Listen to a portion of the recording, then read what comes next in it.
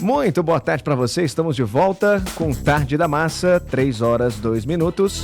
E hoje em nossos estúdios estamos recebendo o vice-governador de Minas Gerais, Matheus Simões de Almeida, para uma conversa sobre governança empresarial e como mediador o repórter Fernando de Carvalho.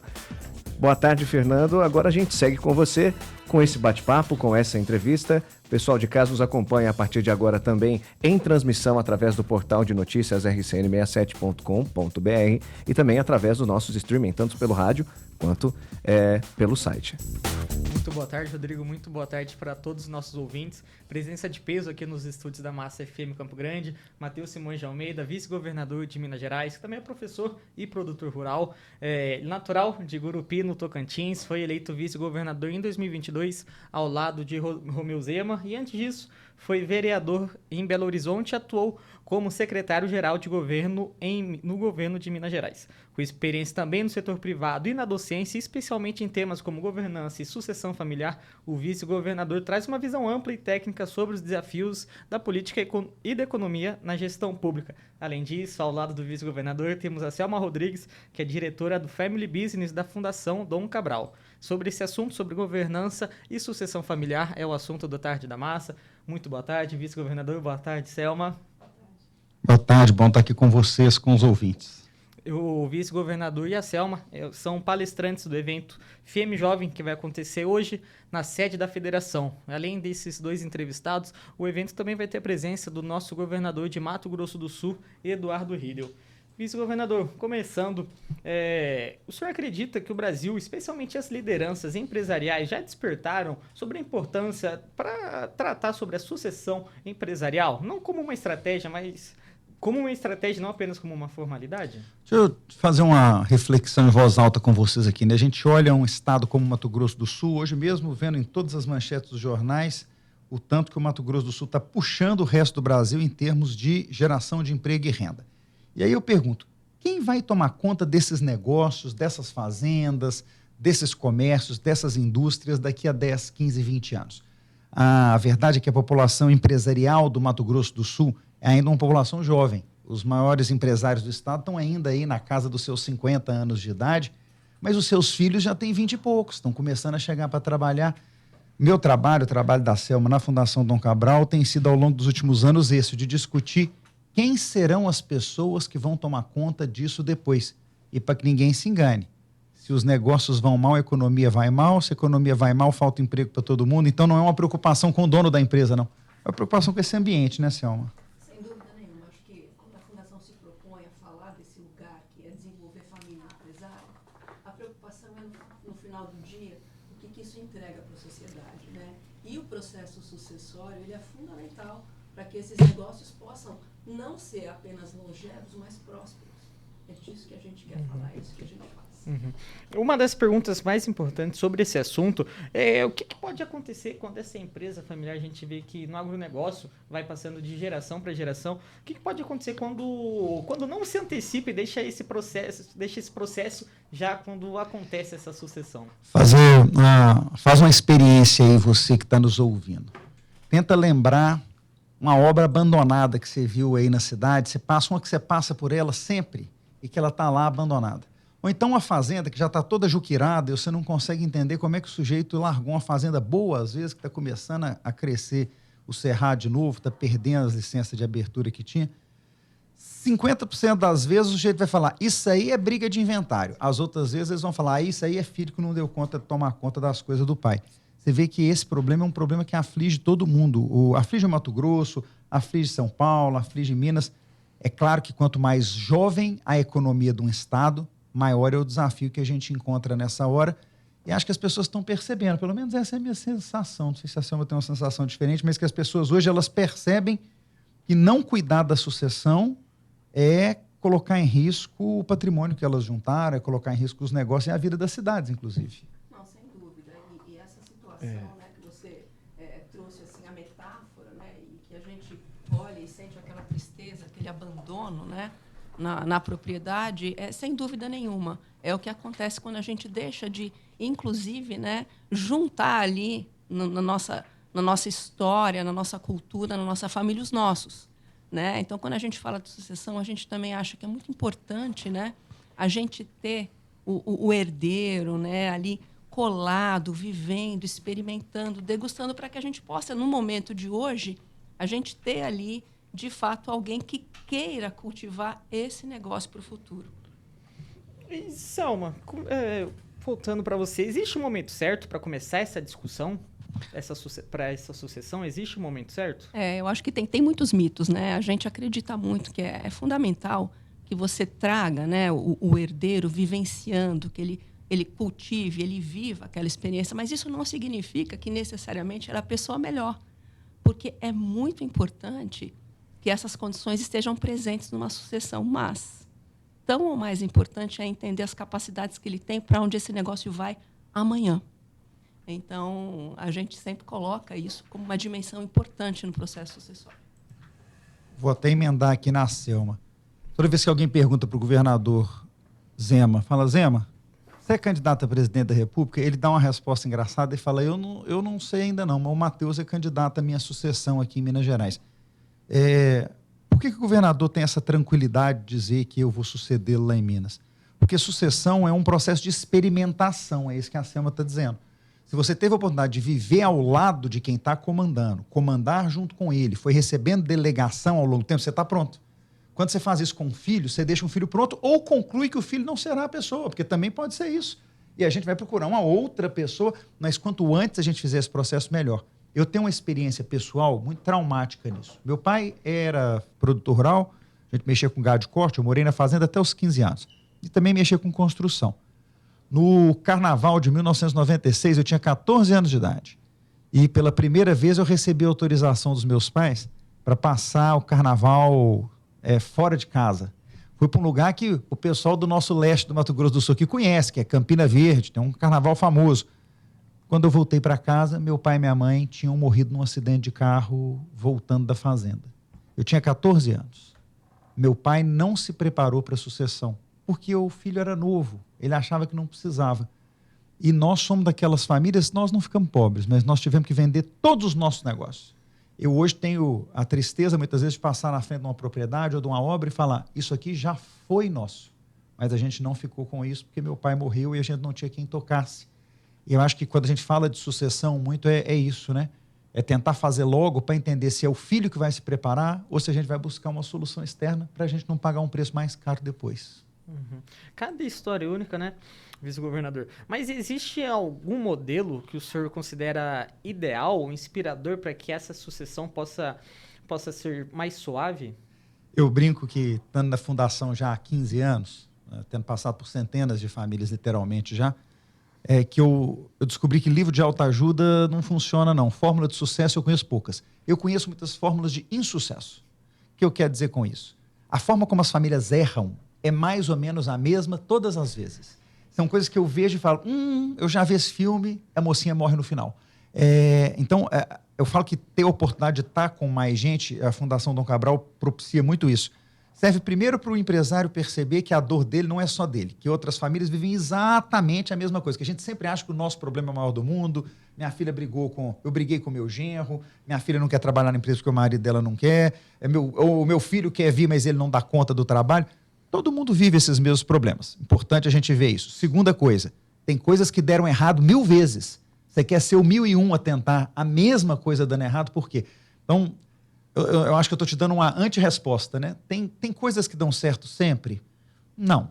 Eu conheço gente que ganhou dinheiro e prosperou com muito estudo, gente que fez com pouco estudo, gente que fez aproveitando a oportunidade, gente que fez seguindo a tradição da família. Agora, a forma de azar, de erro, não é essa eu vejo demais. Tem umas coisas que eu vejo na hora que eu começo a olhar e falo, daqui a 5 anos nós vamos conversar de novo. Uhum. Olha, o senhor disse no começo da entrevista, falando sobre essa geração, a geração que está crescendo, geração industrial, falou de Mato Grosso do Sul, mas é uma geração muito jovem, 50 anos, e os sucessores têm 20 anos, e tem esse conflito de idade, esse conflito de gerações. Por exemplo, meu avô, cresci com meu avô é fazendeiro, gosto muito do campo, mas eu acho que eu não quero ser igual meu avô, por conta de que a gente nasceu em gerações diferentes, educações diferentes. Como conciliar esse conflito de gerações? Vou dar o exemplo com o seu avô. Eu tenho certeza que se sentarmos, eu, você e o seu avô, para falar sobre gado, Seu avô está mais preocupado com preço e peso do gado do que com genética e velocidade. Sendo que você, que é de uma geração mais nova, vai estar mais preocupado com genética e velocidade de abate do que com o preço da arroba naquele momento e com, eventualmente, o peso da res. A gente abate hoje gado mais leve e mais jovem para poder rodar mais rápido. E aí você vai falar para o seu avô, vô, se eu abati o boi barato, mas comprei o bezerro de reposição barato, não faz diferença. Ele vai falar, não, meu filho, tem que comprar o bezerro barato e vender o boi caro. Segura ele mais um pouco, vamos vender mais na frente. Você fala, vô, o custo da terra é difícil. Como é que a gente concilia isso? Com gestão. Eu falo que nada melhor do que uma boa planilha, em que a gente possa olhar e entender o dinheiro virá na frente em qual das estratégias. Pode ser que ele tenha razão em parte, pode ser que você tenha razão em parte, e a gente tenha de construir essa solução. Eu acho que a gente, especialmente, vou falar para os nossos empresários do Mato Grosso do Sul, que são do setor agrícola e da pecuária. A gente precisa dar mais valor para a gestão. Números confiáveis. Eu brinco, Selma, que se a planilha existe, mas eu preciso de uma pessoa junto para me explicar a planilha não existe. Está faltando gestão, porque a planilha tem que se explicar sozinha, sem depender de intérprete. E eu acho que é assim que a gente concilia a visão dos mais antigos com os mais jovens, porque no final todo mundo quer a mesma coisa, prosperidade do negócio. Concorda, Selma? Perfeitamente. Selma, queria que você falasse um pouco mais sobre esse papel de mentores nesse momento para aliviar tensões entre conflito de gerações, continuar na linha que o vice-governador estava falando sobre o papel dos mentores nessa atuação. A gente percebe claramente, né, que você tem ali visões de mundo distintas e que se convergem em algum momento, né, que é um pouco esse momento que a gente trouxe, que é o da prosperidade. O que é fundamental? Fundamental é que você tenha, a gente sabe disso, né? Existe uma certa solidão na figura do fundador e uma certa solidão na figura de quem ali está sendo preparado para a sucessão. E é nessa solidão que a gente começa a entender e a vivenciar eventuais momentos de mazelas que podem impedir o avanço desse processo. Então, você ter ali, né, do teu lado alguém que você possa trocar, que você possa, como o Matheus trouxe aqui para a gente, né, quando você está com um coletivo de pessoas que vivenciam experiências parecidas, só esse debate e essa conversa faz com que essas duas figuras, né, do sucessor e do sucedido, eles avancem no seu processo. Eles confiem no seu processo. Eles conseguem ampliar a visão de como caminhar para que tenha, de fato, o sucesso esperado, né? Para que esse negócio continue próspero. Uhum. Uma pergunta para vocês dois agora.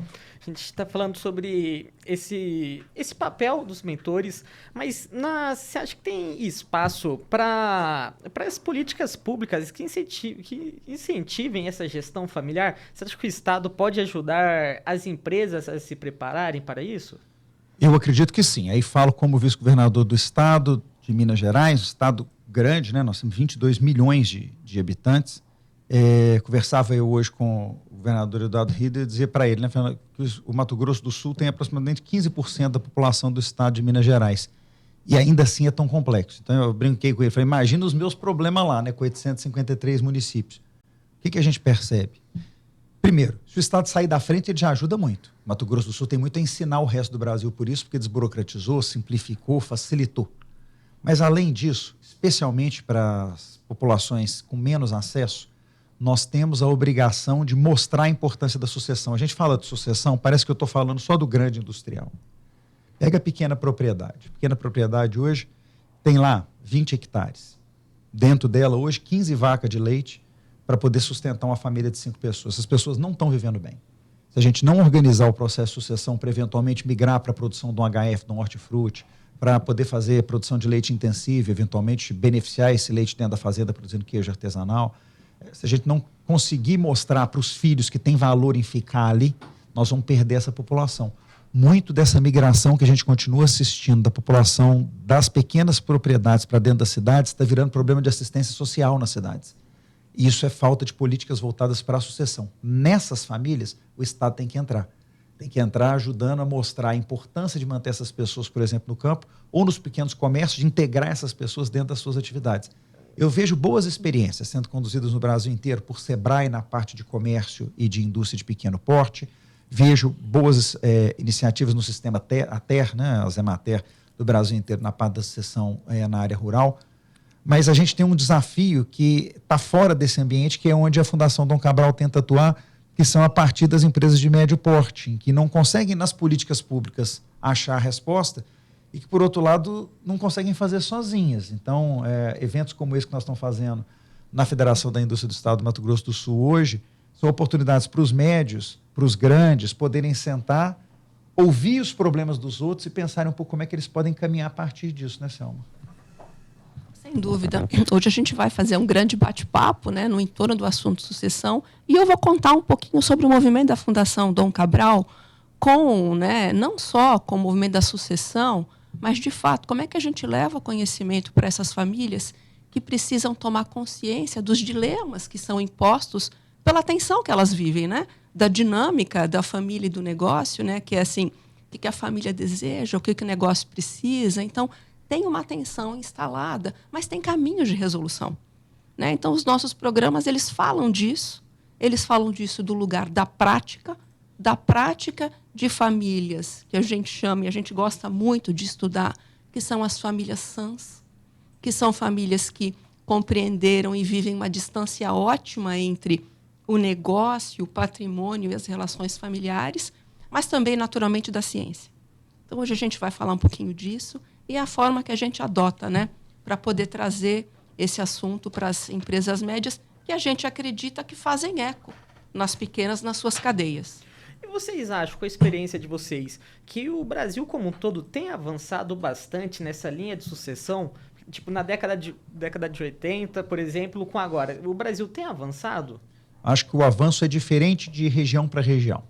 Eu diria que São Paulo avançou muito, Santa Catarina avançou muito. Por que esses estados avançaram muito? Os industriais desses estados puxaram esses processos e as famílias são famílias que têm indústrias há 100, 200 anos. Quando a gente pega os estados mais jovens ou os estados que passaram por grande transformação industrial, esse é um trabalho que ainda está andando mais devagar do que o Brasil precisava. Então, quando eu pego o Mato Grosso do Sul, o Mato Grosso, mas mesmo Goiás e Minas Gerais, que são estados que tiveram mudanças muito grandes no perfil industrial, esse trabalho ainda precisa ser feito. E há lugares em que ele ainda está começando, como é o caso do Mato Piba. Então, nós temos ainda muitos desafios no Brasil, mas é um Brasil diferente, mais profissionalizado, pelo menos na lógica de entender que a gente precisa discutir sucessão.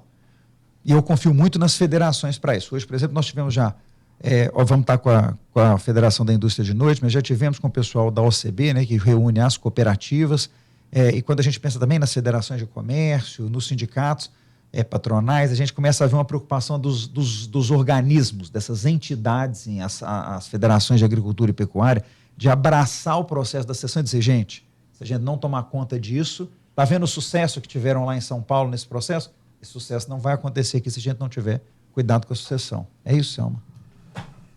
Sem dúvida nenhuma. Eu acho que assim, é um movimento que ele vem se manifestando nas regiões que têm um pouco mais de maturidade, naturalmente o processo sucessório está mais encaixado, né? Mas eu diria que é um movimento que veio para ficar, né? Ficar do lugar de o Brasil tem e vai ter mais e mais histórias para contar, né? Multigeracionais, né? Que são empresas que estão aí na sua terceira, caminhando para a quarta geração, com muito sucesso, né? Temos alguns casos, a gente tem que sentir muito orgulho, né? De um país tão difícil como o nosso, a gente conseguir sobreviver às nossas empresas e ainda num processo de sucessão familiar. Vou até aproveitar para emendar num comentário, porque às vezes eu falo de São Paulo, Santa Catarina, você fala, mas você está querendo diminuir os nossos estados, está diminuindo Minas, Goiás, Mato Grosso do Sul. Não, por exemplo, o Amazonas também avançou muito, porque a Zona Franca é antiga. Então, isso tem menos a ver com o empresário local e mais a ver com o tempo dos negócios. Negócios que têm mais de 50 anos já tiveram uma passagem geracional.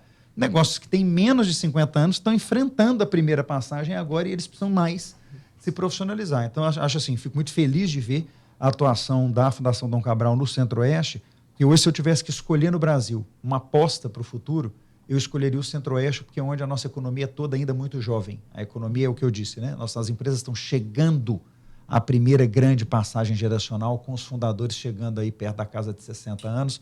Então, há grandes expectativas de que o Centro-Oeste continue puxando o Brasil, e o Mato Grosso do Sul tem um papel muito diferente nisso, porque ele é um estado mais dinâmico.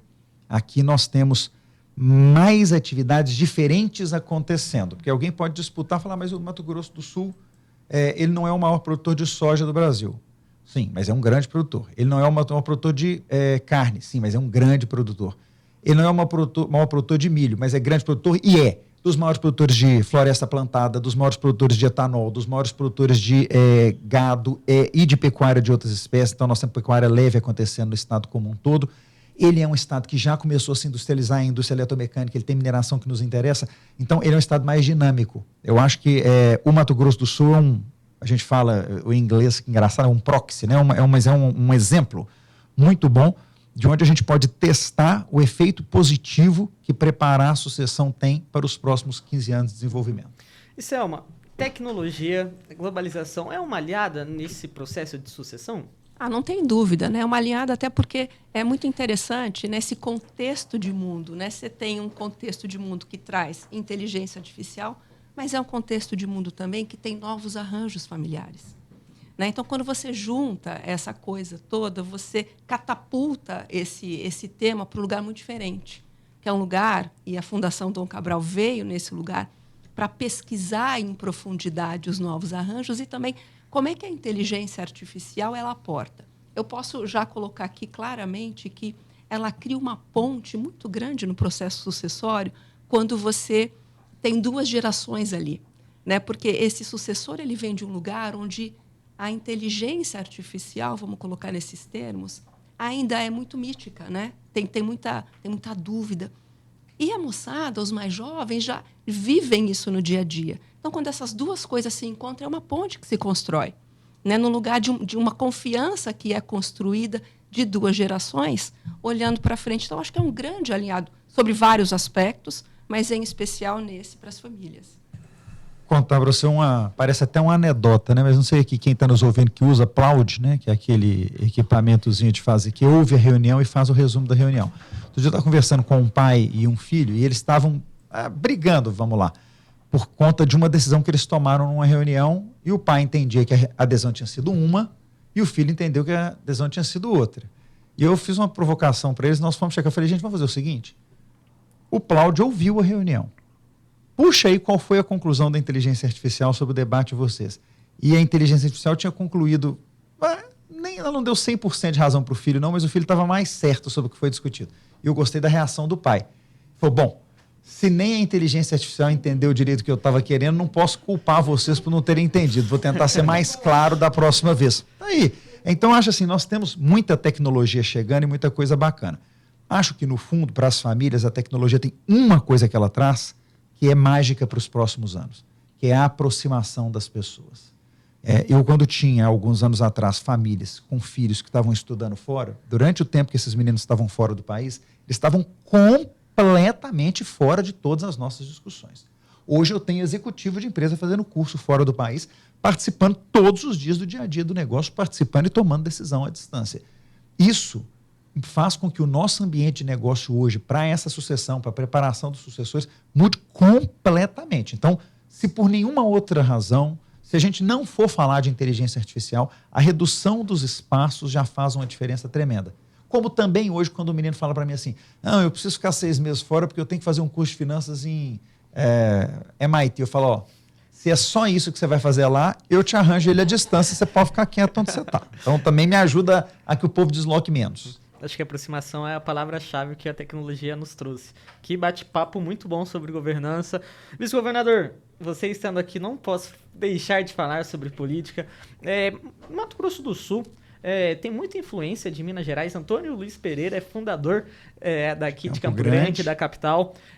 Eu sempre queria saber a opinião do Rio Paraná para lá sobre Mato Grosso do Sul.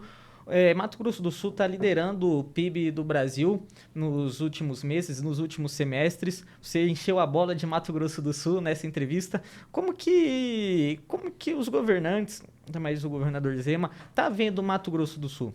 Bom, primeiro dizer assim, eu sou pessoa errada para perguntar sobre Mato Grosso do Sul. Eu tenho família aqui, eu tenho um tio Lindolfo Ferreira, já faleceu, mas veio para cá há quase 50 anos. Meus primos todos estão aqui. Ontem visitei minha tia, vai fazer 80 anos esses dias, Chancélia. Eu tenho um carinho muito grande pelo Estado. mas também tem um orgulho muito grande desse estado. O governador Riedel é das grandes lideranças da centro-direita do país hoje. Se a gente olhar para o contexto aí de 10, 11 governadores que estão sempre conversando, né? Você pensa, no Sul, Eduardo Leite, Ratinho e Jorginho. No Sudeste, Tarcísio, governador Zema, também governador Cláudio Castro. No Centro-Oeste, governador Mauro, governador Caiado, governador Ibanez e governador Eduardo Riedel. Nós estamos falando, gente, de 10 governadores que representam 75% da população do Brasil, que representam mais de 80% da riqueza desse estado. E nesse grupo, o governador Eduardo Riedel faz um eco muito importante. Esses governadores, a maior parte deles está em segundo mandato. O governador Eduardo Riedel e o governador Tarcísio são os dois que estão em primeiro mandato. E é interessante como é que mesmo ele estando em primeiro mandato, ele já consegue ter uma presença muito impactante.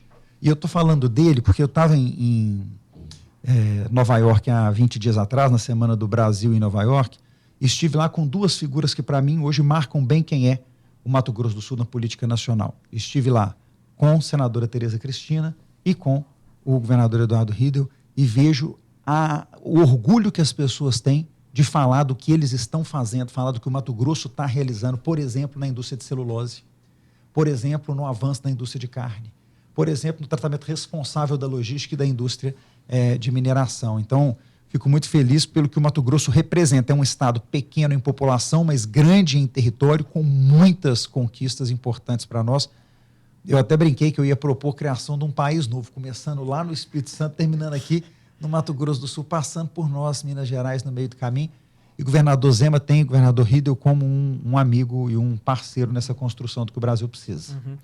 Para finalizar, falando do seu estado, acho que historicamente o Minas Gerais tem um papel muito importante na política do Brasil. Temos o governador Zema, o deputado federal Nicolas Ferreira, que foi o deputado federal mais votado nas últimas eleições. Como que o senhor enxerga o papel de Minas Gerais nesse cenário político atual, principalmente pensando em 2026? E como que você vê esses dois nomes para os próximos anos nas eleições? Nicolas Ferreira será certamente, mais uma vez, o deputado mais votado, mas não de Minas Gerais. Nicolas será o deputado mais votado da história do Brasil. Muito difícil imaginar que alguém vai superar a marca que Nicolas vai alcançar nessas próximas eleições, pelo que ele representa. Tenho muito orgulho de ter no nosso estado uma pessoa como o deputado Nicolas Ferreira. Espero que lá no meu estado a centro-direita esteja toda reunida em torno de um projeto que passa por ele como o deputado mais votado, passa por a gente fazer a sucessão do governador Romeu Zema. O governador Zema decidiu que se afasta do cargo dele a partir de março do ano que vem, para que ele esteja à disposição do projeto nacional de substituição do atual governo federal. Para o governador, isso é uma questão ética. Não permitir que o país volte a ver desemprego crescendo, economia desandando, inflação desandando. Então, o governador Zema está pronto para o desafio. O que ele vai fazer nesse período, eu ainda não sei. Por isso que toda vez que brincam com ele, ele falou, o senhor é candidato à presidência da República? Ele falou, não, eu estarei à disposição de vencer as eleições ao lado de quem esteja disposto a fazer o mesmo caminho que eu na próxima eleição. Matheus é que parece que vai ser candidato lá em Minas a governador. Então, acho que fica a incumbência para mim, mas eu tenho muito orgulho desse homem, viu? O governador Zema, aliás, é um exemplo de quem fez bem a sucessão dele nas empresas. Antes de se transformar em governador, ele já tinha ido para a presidência do conselho de um negócio muito grande, tem lojas, mais de 450 lojas no varejo, e fez isso com tranquilidade, que permitiu a ele tomar conta do interesse dos outros. Né? Eu falo que ir para a política é isso, né? Você parar de tomar conta só do seu interesse e tomar conta um pouquinho do interesse de todo mundo. Perfeito. Vice-governador Matheus Simões, vice-governador de Minas Gerais, muito obrigado, viu? Selma Rodrigues também, muito obrigado. O senhor disse que tem família aqui em Mato Grosso do Sul, mas é a primeira vez aqui em Campo Grande? Não, eu venho a Campo Grande pelo menos uma vez por ano, mas quero vir mais. Minha mulher fala que se a gente tiver que sair de Minas em algum momento, ela quer morar em Campo Grande, então já estou começando até a escolher um lote para na hora que eu aposentar, vir aproveitar o que está acontecendo por aqui. Já conheceu o Bioparque Pantanal? Eu gosto muito de ficar hospedado nos hotéis do entorno do Parque das Nações ali, porque pelo menos você vê como é que a cidade está cada dia mais bonita. E você, Selma, primeira vez aqui na capital? Não, não é a primeira vez, não. Já tive aqui, já comi muito sobá aqui no mercado. Eu tenho família aqui também, mas na verdade a família não direta, né? adoro a região e também toparia passar um tempo aqui, porque de fato é uma terra muito bonita. E vice-governador, uma perguntinha simples, chipa ou pão de queijo? Aí não tem jeito, né, gente? Hoje de manhã, você sabe que eu comi uma chipa de manhã para fazer uma homenagem e também porque eu tenho uma regra. Eu não como pão de queijo assado fora de Minas Gerais, porque ninguém sabe assar pão de queijo direito depois de mineiro. Mas a chipa é uma delícia, né? Mas para te falar a verdade, meu prato favorito dos locais é sopa paraguaia. A única coisa que eu gosto mais do que comer sopa paraguaia é tentar explicar para os outros como é que é sopa e é uma torta. É uma torta, é um negócio sólido. Então, esteve aqui presente no programa Massa da Tarde, Tarde da Massa, Matheus Simões de Almeida, vice-governador de Minas Gerais, e também Selma Rodrigues, diretora do Family Business da Fundação Dom Cabral. Eles que serão palestrantes do evento FM Jovem, que vai acontecer hoje na sede da Federação, com participação também do governador Eduardo Riedel. Vamos rapidinho para um rápido intervalo e já voltamos.